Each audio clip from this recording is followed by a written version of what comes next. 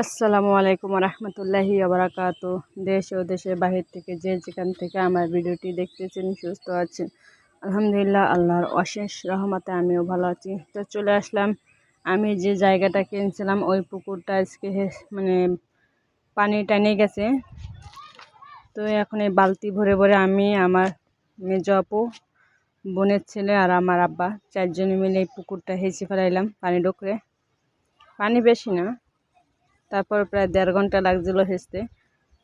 তো এই সে মাছগুলো ধরে ফেলাবো, ধরে মাটি কাটি ফেলাবো, এর জন্য পানি ডুব খেয়েছে আর মাছ টুক ধরা।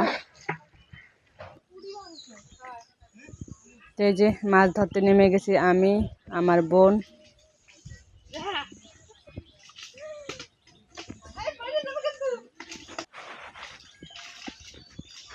অনেক মাছ ছাড়ছিল, তো সেই হিসেবে মাছ পায় নাই তেমন একটা।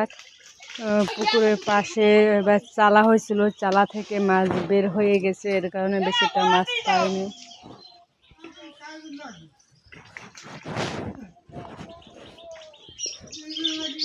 তারপর মোটামুটি পাইছি আলহামদুলিল্লাহ।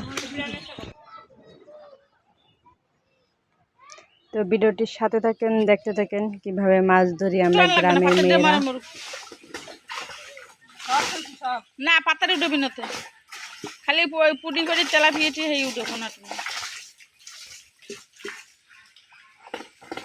খাবার টাবার দেখে মাছ তো বড় হয় না, এখন আমার ধেরে মেহেদুকে ঢুকতে সরি কাটাম কাটি পাশে পাশে দিন।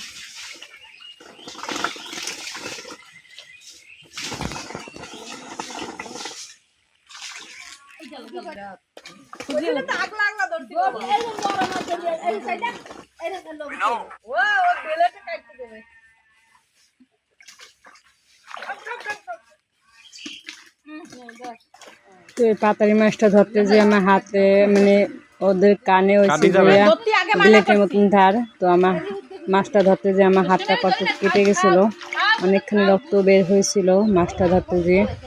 যেহেতু পাতারি মাছের কানে হয়েছে বিলেটের মতন থাকে ধার।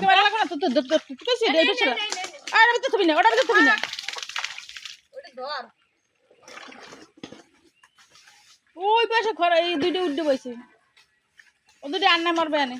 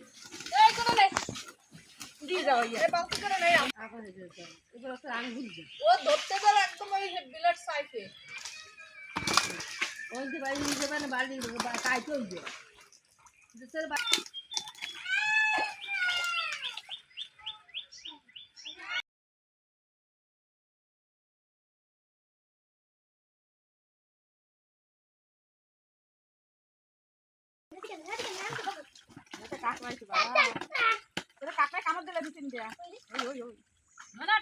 কিন্তু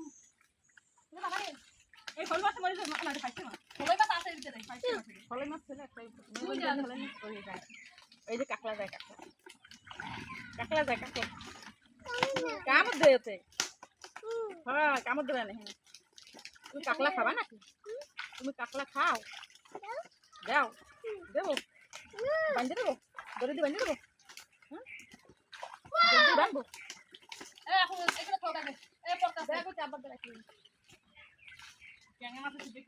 এই সেই পাতারি মাছটা, যে মাছটা ধরতে যে আমার হাত কেটে গেছে। কতক মাছ আমি পোনা মাছ বিক্রি করে দিয়েছি, রুই মাছের পোনা, তেলাপিয়া মাছের মানে মাঝারি সাইজ ছোটো সাইজ বিক্রি করে দিয়েছি। আমরা মাছ কেটে রাখছি এই কটা। বলে না চলে না হুজুর জায়গায়।